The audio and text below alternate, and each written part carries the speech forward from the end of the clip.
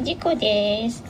これからね、ホットきなこをね、作ろうかなと思って、ホットきなこって飲む人、そんなにいないかもしれないと思ったので、紹介してみたら楽しいかなと思ったので、本日は動画を撮り始めました。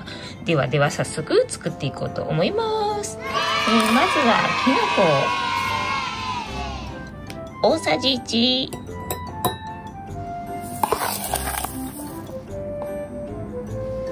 そして砂糖大さじ1で、ここに少しお湯を注ぎまして、で混ぜ混ぜします。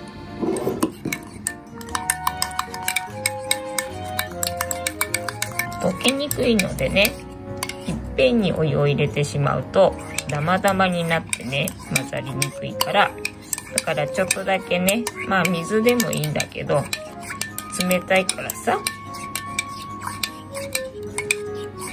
お湯で溶いております。こんな感じかな。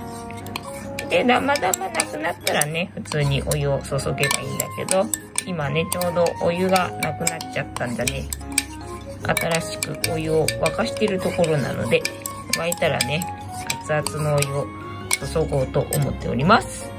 はい、では沸いてきたので、お湯を注ぎます。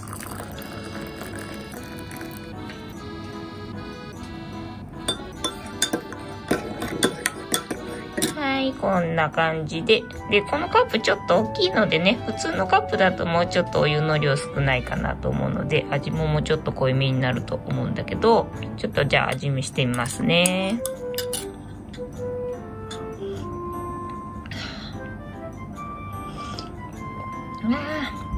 美味しい。ちょうどいいね。きなこ好きの人だったらね、きなこもう一杯ぐらい入れてもね、大丈夫だと思いますよ。ちょうどいい感じでございます。で、なわけで、寒い日ね、きなこね、余ってるよっていう時ね、ココアじゃなくて、ホットきなこ飲んでみてみてはいかがでしょうか。